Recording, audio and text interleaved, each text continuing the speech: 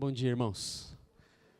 Grande prazer estar aqui mais uma vez, poder compartilhar algumas coisas com os irmãos, coisas que eu espero tragam alguma edificação para a sua vida, que te aproxime mais do nosso Senhor, para que mais perto dele você entenda a vontade dele e possa aplicar a vontade dele para a sua vida, tá bom?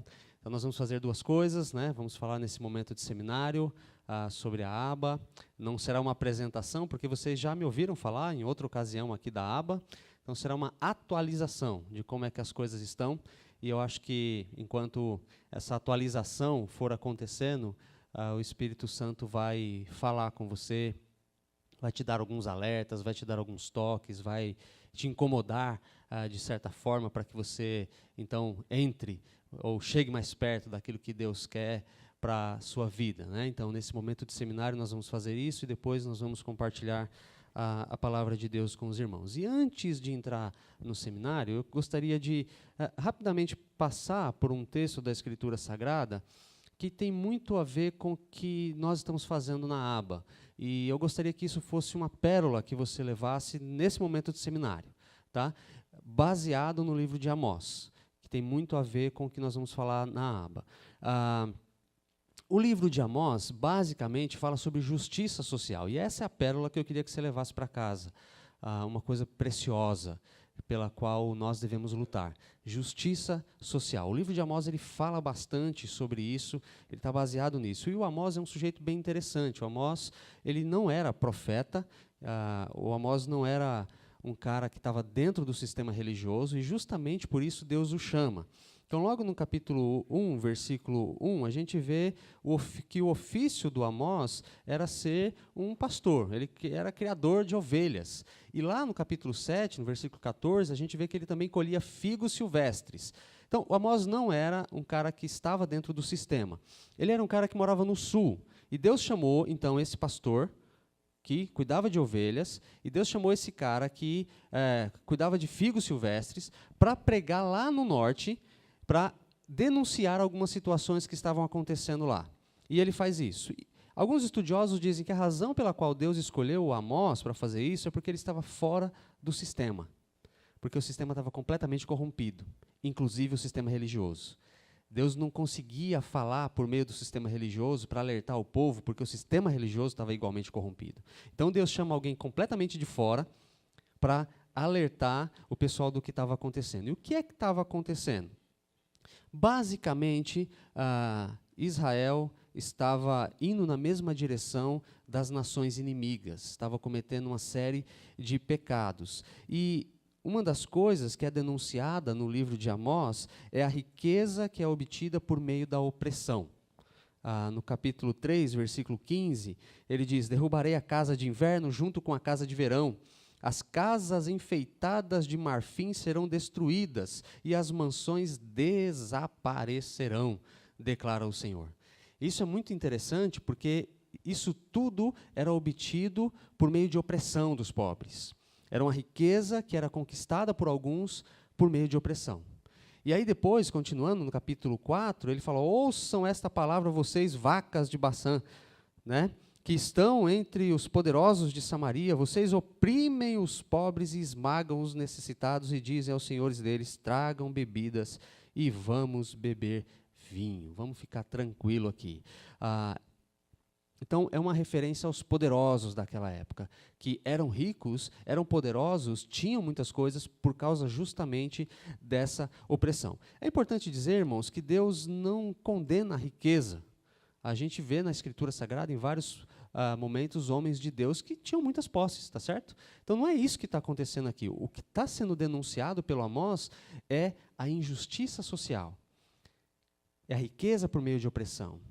É eu ter muito pão a custo do outro não ter nada. E aí Deus está denunciando por meio da vida do Amós essas coisas. E no capítulo 6, então surge uma coisa que é muito interessante para mim. Capítulo 6, versículo 6, na verdade, todo o capítulo 6, ele começa a dizer: ai de vocês que vivem tranquilos em Sião, vocês que se sentem seguros no monte de Samaria, vocês, homens notáveis da primeira entre as nações, Aí ele fala para até alguns lugares e comparar esses lugares, ver o que aconteceu a esses lugares, ou seja, lugares muito poderosos. E o Senhor fala, olha, vai até lá, você que está se achando poderoso, olha o que aconteceu com esses que também eram poderosos. E aí, então vem uma acusação. Vocês se deitam em camas de marfim, vocês se espreguiçam nos seus sofás, vocês comem os melhores cordeiros, os novilhos mais gordos, vocês dedilham as suas liras como Davi e improvisam seus instrumentos musicais, vocês bebem vinho em grandes taças e se ungem com os mais finos óleos, mas não se entristecem com a ruína de José. Aqui para mim está uma definição muito clara do que é justiça ou injustiça. Né? As pessoas têm muito, esse muito que elas têm foi conquistado por meio de opressão. O pastor Carlinhos Queiroz diz que se há riqueza em alguém, é porque alguém em algum lugar tem falta. Se nós temos muito na mesa, porque o pão que nós devemos pedir ao Senhor é o pão nosso de cada dia, não o pão para uma semana inteira. Então, se você tem hoje o pão para 7 dias, significa que em 6 meses não tem pão de hoje. Deu para entender? E é isso que o Senhor está condenando aqui por meio da vida do Amós. Olha, vocês têm essa vida boa, essa vida tranquila, e vocês não se preocupam com aqueles que estão na ruína. Vocês não se preocupam com aqueles que estão padecendo. Vocês não se preocupam com aqueles que estão sofrendo. E por causa disso, eu vou vir, vou trazer juízo. Vocês vão para o cativeiro. Então, a injustiça que estava acontecendo no meio do povo de Israel, que é o povo de Deus, foi denunciada pelo Senhor por meio da vida do Amós, porque Deus quer que a gente se envolva com justiça social, Deus quer que a gente lute por justiça social. E muito do que eu vou falar nesse relatório da aba tem a ver com isso, tem a ver com nós cristãos nos movendo para ser agentes que Deus usa para transformar a sociedade e gerar, então, essa justiça social, tá bom? Então vamos lá? ABA, né, só para atualizar, Associação Brasileira Beneficente Aslan. Foi fundada em 1993, então já há 24 anos existindo para servir crianças e adolescentes em situação de risco e de vulnerabilidade social. Então olhamos para uma classe, as crianças e os adolescentes, e percebemos essas vulnerabilidades que a Escritura condena no livro de Amós. Percebemos essas problemáticas, essas coisas tão caóticas. E então, naquele tempo, alguns irmãos se levantaram e falaram assim, olha, nós queremos lutar contra isso. Nós queremos ser resposta de Deus para resolver esses problemas. E é assim que a aba surge há 24 anos atrás, para ser uma resposta de Deus, para transformar a vida de crianças e adolescentes que estavam em situação de risco e de vulnerabilidade social. Pode dar um clique, por favor? Aí, minha família, né, só relembrando, eu, minha esposa, os filhos, eles não estão aqui porque a gente vem de uma semana corrida, estavam bem cansados. Ontem foi um dia bem agitado, então eles estão descansando, porque hoje à noite estaremos em uma outra igreja. Mas só para vocês se lembrarem, né? Acho que vocês já conheceram Maria Clara, o Arthur. Muito bem, pode dar mais um clique. Esse é o Josué, amigo meu, ele está ali, missionário na aba. Fica em pé aí, Josué, para a galera te conhecer. Trabalhamos juntos lá na aba. Josué é um dos nossos obreiros, e aqui a família do Josué, a Cíntia, esposa, os filhos ali. Josué era dono de um tráfico. Deus resgatou a vida dele e hoje ele trabalha resgatando gente do tráfico. Aí, se esse cara está vivo pela graça de Deus, olha aí o milagre. Você olha para a vida do Josué, é um milagre, não é, mano? É um milagre. Olhar para a vida do Josué é ver um milagre de Deus. Deus tirando ele dessa vida e agora missionário do Senhor, servindo na aba, resgatando crianças e adolescentes em situação de risco e vulnerabilidade social. O projeto que o Josué está envolvido é um dos projetos de prevenção e atende mais ou menos 110 crianças por mês no campo de futebol, no barracão, levando o amor de Jesus e transformação para a vida dessas crianças. Então, Josué está comigo, prazer estar com ele aqui, então vocês podem conhecer mais um dos nossos obreiros. Pode dar mais um clique, por favor? E aqui, além do Josué, tem a nossa turma, né? Uma grande turma. Esses são os missionários que nós temos. Eu acho que da última vez que eu vim aqui e falei, a turma era menor, a turma deu uma crescida, temos várias pessoas, essa foi a foto do último acampamento, então os obreiros, funcionários, voluntários, temos os filhos aqui, né? A gente gosta de criança, então um monte de filho. Então essa é a nossa equipe, a nossa turma que Deus tem levantado e trazido de vários lugares do mundo, né? Só para lembrar você, aqui a gente tem americanos, suíços, canadenses, escoceses, alemães, iranianos, gente de vários lugares do mundo que deixaram seus países, deixaram suas famílias, deixaram tudo que eles tinham lá para vir para o Brasil, se juntar à aba e servir, lutar por justiça social, lutar para combater essas coisas que a gente viu na Escritura, que foram condenadas lá no tempo de Amós e que Deus condena também no nosso tempo. Tá? Dá mais um clique. Então, todos nós, há 24 anos atrás, entendemos que precisávamos fazer alguma coisa. E o que nós fizemos, então, foi criar essa associação, né, chamada ABA, que existe para quê? Primeiro, para ser uma comunidade cristã. Nós queremos ser cristão. Nos identificamos com Cristo. Amamos o Senhor Jesus. E o que fazemos, fazemos por causa do compromisso que temos com Ele. Então, essa é a primeira parte do nosso trabalho. A gente precisa ser crente. Né? E todas as pessoas que estão envolvidas naquela foto anterior são cristãos, de vários lugares do mundo, de várias igrejas, mas são cristãos que estão comprometidos com a palavra, buscando serem modelos para a sociedade, e essa é a primeira coisa, a coisa mais importante. A gente precisa andar com Jesus, ser transformado por Jesus, brilhar à luz de Jesus. Então é isso que a gente tenta fazer na ABA, né? Ser essa comunidade cristã. Isso é muito importante para nós.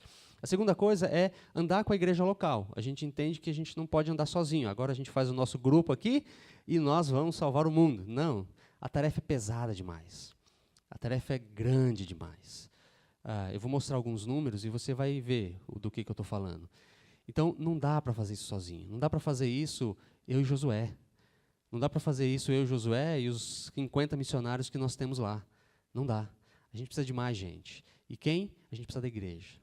Né? A gente precisa das igrejas. Por isso, parte da nossa missão é associar as igrejas locais. Nós não queremos caminhar sozinho. Nós queremos caminhar juntos. Juntos uns com os outros. Tinha um pastor, talvez vocês conheceram, o pastor David Cornfield, ele dizia, sozinho não. Então, o cristão não deve, não pode andar sozinho. Porque nós somos mais fortes quando estamos juntos.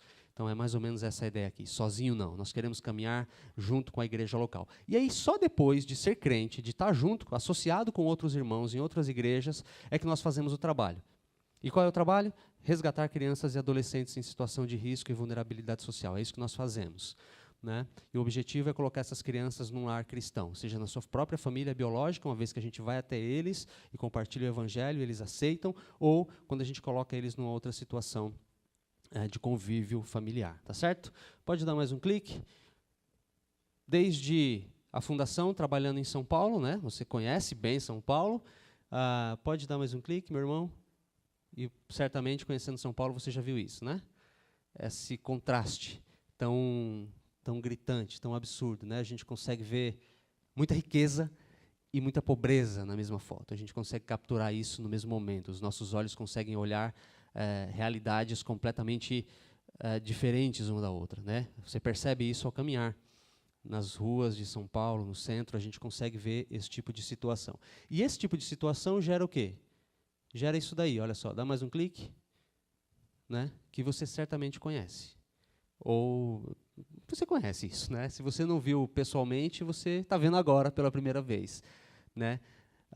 Muitas vezes, nas favelas que a gente entra, ou que a gente está trabalhando, a gente passa na rua, a gente não tem noção do que tem atrás, né? A gente acha que está tudo bem. Quando a gente entra, então, é com realidades como essas que a gente se depara, né? Por causa dessa desigualdade, por causa dessa diferença, por causa dessa opressão que é condenada no livro de Amós. E que, portanto, a gente precisa, como cristão, lutar por justiça social, para que o reino de Deus venha, para que a vontade dele seja feita aqui na terra como ela é feita no céu. Além dessa situação, gera situações como essa, né? E isso não pode ser normal. Né? Isso não pode ser normal. A gente se acostuma com isso porque a gente vive em São Paulo. E se a gente for para o centro de São Paulo, é isso que a gente vê aos montes, não é?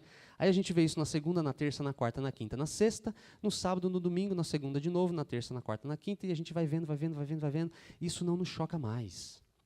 Não atinge mais o nosso coração. A gente olha e fala, é normal. Não pode ser normal. Não é possível que seja normal. Essa situação existe porque existe opressão.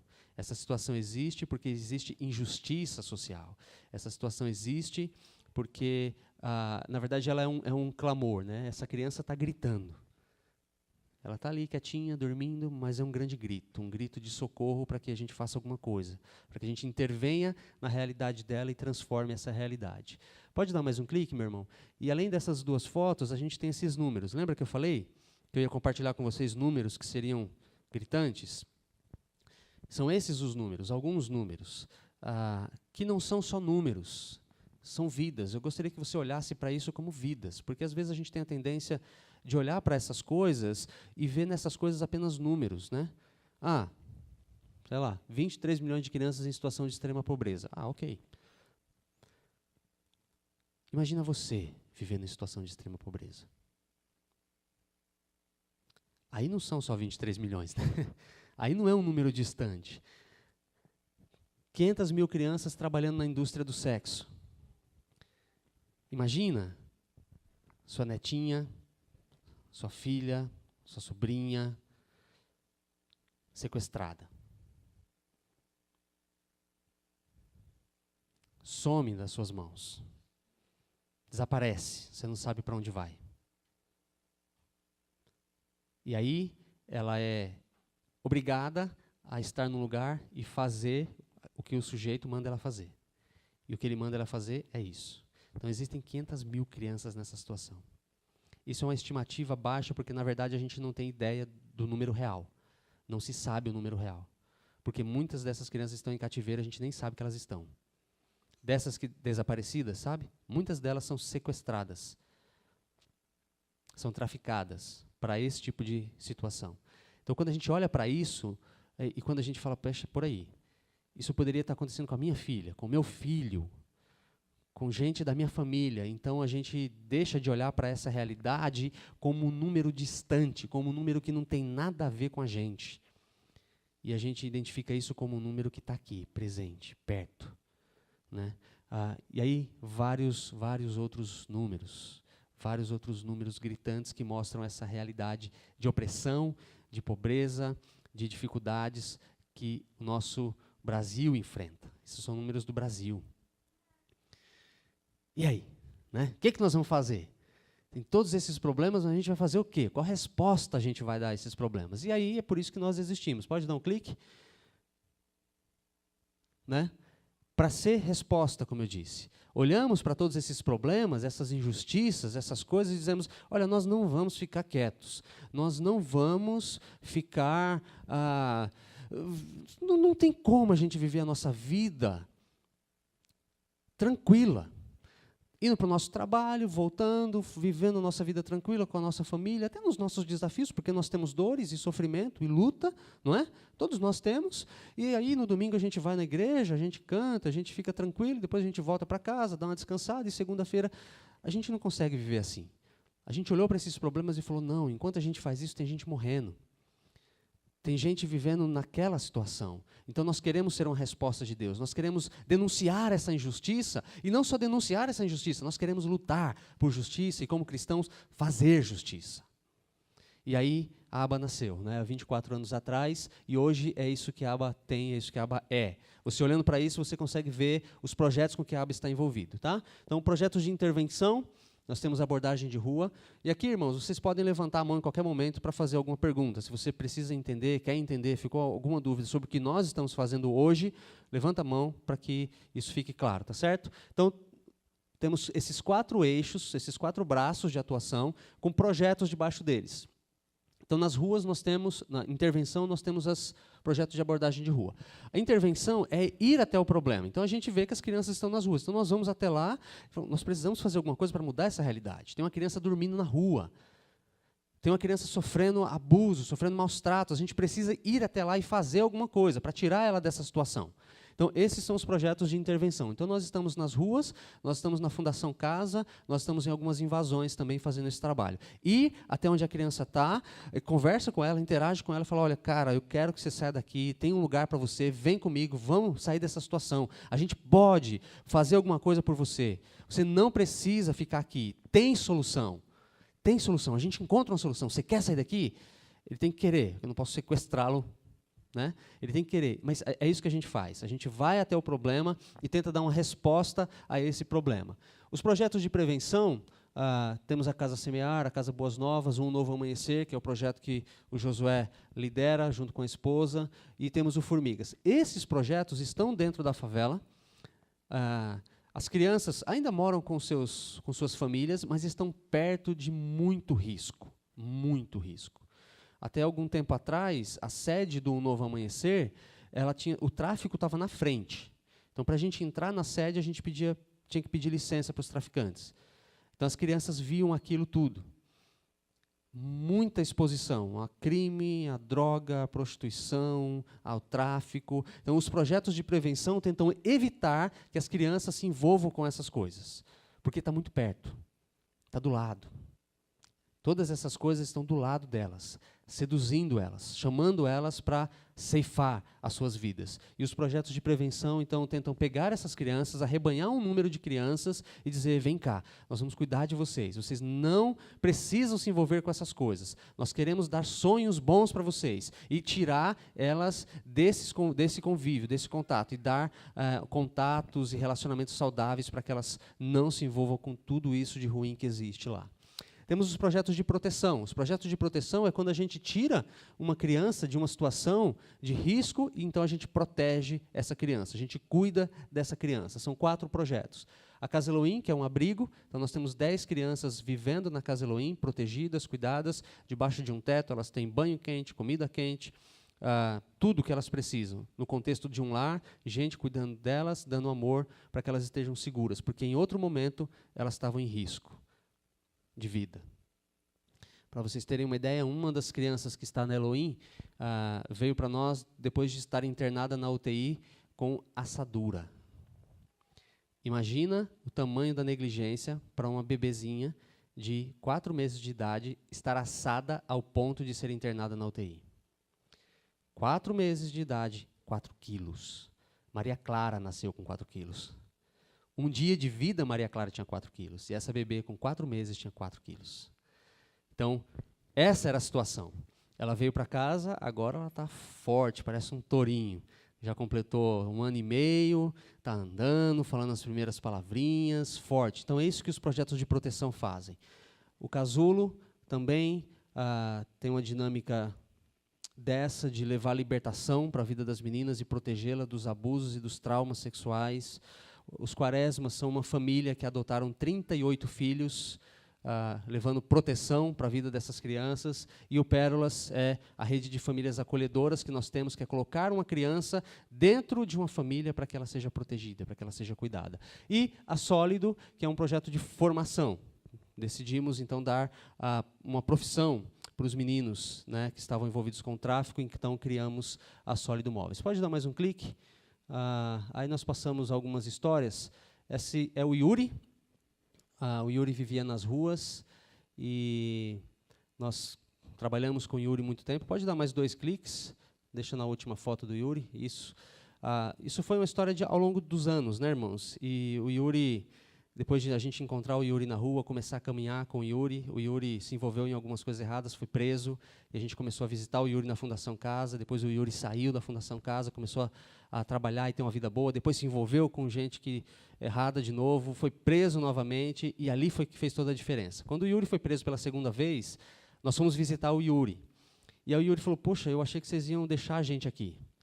E a gente falou, cara, como é que a gente poderia deixar você aqui? A gente erra todo dia e Jesus não nos abandona. Como é que a gente poderia te abandonar? E isso entrou no coração do Yuri. E a partir dali é que ele se abriu para o Evangelho e se abriu para uma mudança. Depois de cumprir o que ele devia, o Yuri saiu, arrumou um emprego. Nós conversamos com o irmão que tinha uma empresa, pedimos para ele dar um emprego para o Yuri. Esse irmão foi corajoso, aceitou o Yuri na sua empresa, ele trabalhou lá e o Yuri está bem, crescendo, se desenvolvendo, trabalhando. O primeiro salário dele nessa empresa, ele comprou comida. Foi para o mercado, gastou salário com comida e levou para a família dele. Né? Uma vida transformada pela ação do Evangelho através daquilo que Deus está fazendo na aba. Pode dar mais um clique. Esse é um garoto da Casa Semear. Pode dar mais alguns cliques e deixar na foto final dele, por favor. O Alan. O Alan tem uma história muito complicada e muito difícil. Chegou na Casa Semear piquititico e a gente foi vivendo com o Alan dentro da Casa Semear, que é um dos projetos de prevenção. E depois de uma fase muito difícil, muito complicada da vida do Alan, ele se entregou a Jesus Cristo, foi salvo pelo Evangelho, e hoje o Alan, nesse momento, está lá nas comunidades ribeirinhas, na Amazônia, servindo como missionário, para a honra e glória do nosso Senhor e Salvador Jesus Cristo. Alguém que tinha uma vida completamente quebrada, uma vida completamente destruída, por causa de um dos projetos de prevenção, que acolheu, que cuidou, que falou de Jesus, que continuou caminhando nos momentos difíceis da vida dele, o cara hoje é um missionário. Eu acho que tem mais uma foto dele, não tem? Aí, lá nas comunidades ribeirinhas. Nesse momento, ele está lá, pregando o Evangelho. Fantástico o que Deus faz nas vidas, né? Pode dar mais um clique? Essa é a Casa Elohim, que tem protegido crianças, e a história da Isabelle, né? Pode dar mais um clique? A Isabelle chegou lá, depois de muito problema na vida, situações muito difíceis. O irmão dela, aquele que estava na foto anterior, foi assassinado, e ela está lá conosco. Não significa que é fácil, né? Uma adolescente com todos os desafios, mas ela está conosco, protegida, cuidada, recebendo tudo que ela precisa para crescer saudável. Pode dar mais um clique? E aqui, quando ela completou 15 anos, nós fizemos a festa, né? Aquela festa de debutante que todas as meninas sonham. Nós fizemos isso para a Isabelle. Ela não tem família, mas nós falamos, nós vamos ser a sua família, nós vamos fazer isso. Então teve valsa, teve anel, teve toda essa coisa que tem, né? Dizendo para a Isabelle, você é importante, você é preciosa, você é amada. E ali é um momento muito especial de rogar as bênçãos de Deus sobre a vida da Isabelle, porque Ele tem cuidado dela até aqui e nós queremos que Ele vai continuar cuidando. Pode dar mais um clique? Aí a Sólido Móveis, pode ir passando. Esse é o galpão que nós alugamos, então alguns... Pode ir, meu irmão.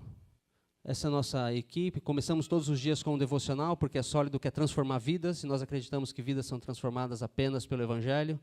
Então começamos todo dia, essa equipe. Pode dar mais um clique. E aí alguns dos produtos que nós fabricamos. Se você quer uma cozinha nova, uma lavanderia nova, liga para a gente. Você vai ter um móvel de excelente qualidade e ainda vai investir em vidas, né? Porque o objetivo da Sólido é resgatar os meninos, ensinar uma profissão, e à medida que você vende o produto, você gera sustentabilidade. A gente paga os próprios meninos, o salário deles, todos os custos, e tudo que sobra disso é investido nas finalidades estatutárias da missão, ou seja, resgatar vidas, né? Então, quando você compra um móvel, você não está só comprando um móvel. Você está investindo em vidas para a honra e glória do nosso Senhor. Essa é uma outra cadeirinha, né, que a gente faz lá. Pode dar mais um clique?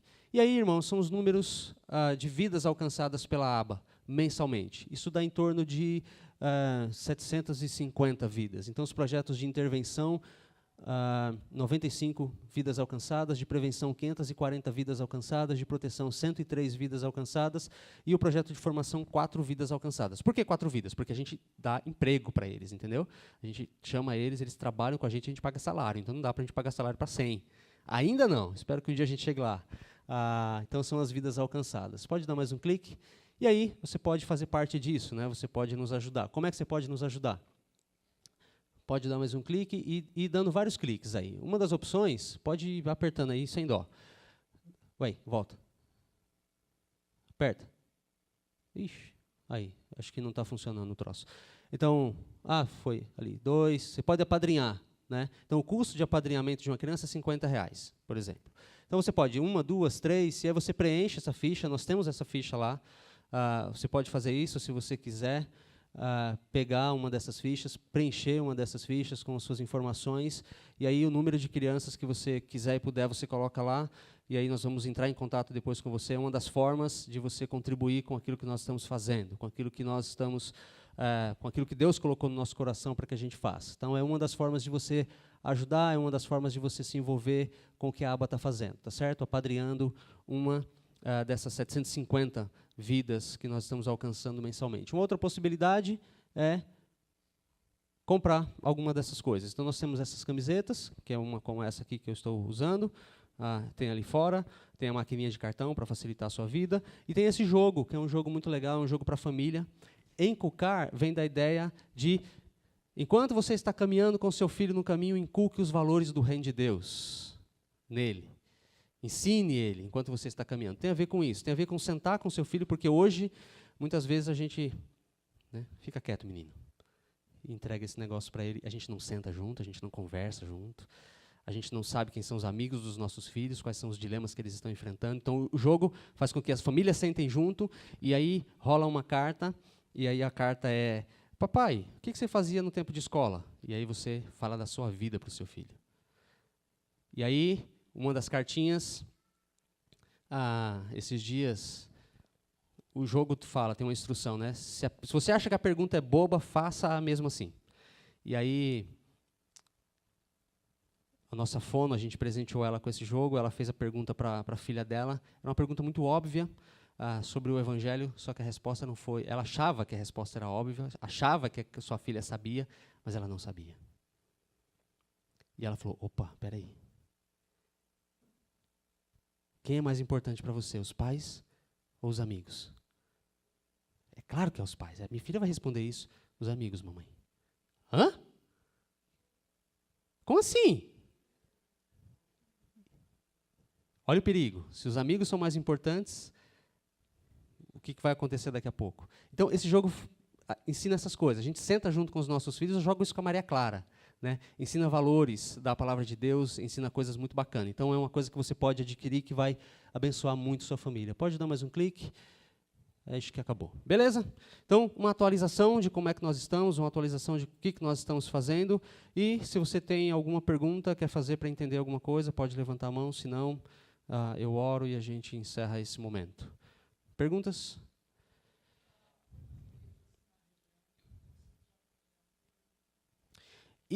Apoiando a aba.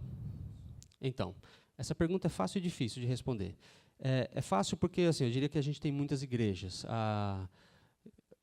Nessa região aqui, sul, das 50 e poucas igrejas que fazem parte da Sudocap, da nossa associação, nós temos umas 10 igrejas apoiando. Tá? Então, falta umas 40 e tantas. Agora, a outra resposta é: quantas igrejas apoiam a aba? Muitas igrejas apoiam a aba, não uma aba, pessoa jurídica, mas muitas pessoas da aba. Eu sou apoiado, por exemplo, pela minha igreja, Josué. Então, todos os missionários são apoiados e isso vem da igreja local. Né? Mas a igreja local com a aba são poucas. Né? Tem muitas igrejas envolvidas com a aba, no sentido de estar envolvidas com as pessoas que estão trabalhando na aba, mas poucas igrejas envolvidas com a aba diretamente. Né? Então, de repente, uma das coisas é que a igreja preencha uma dessas fichas, a igreja diga: não, nós queremos fazer parte do trabalho da aba e vamos apadrinhar 2 crianças. Vamos mandar para os irmãos. Isso não vai depender dos irmãos daqui, vai ser uma coisa da igreja. Isso é uma opção. Né? Tá? Mais perguntas? Tinha uma aqui, não tinha? Tinha. Era mesmo? Tá. É isso? Joia?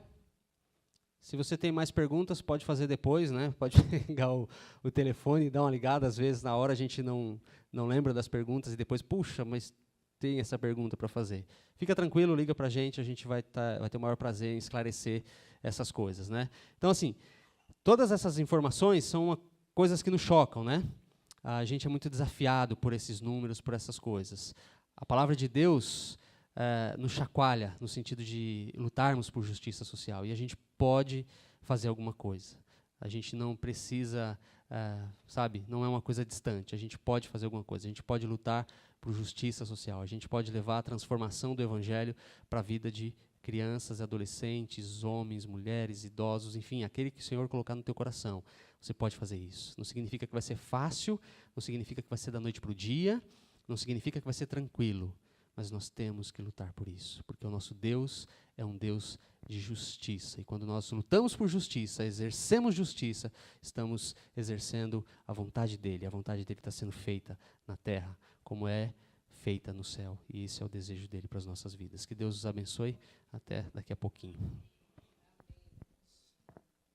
Vamos orar? Vamos ficar em pé?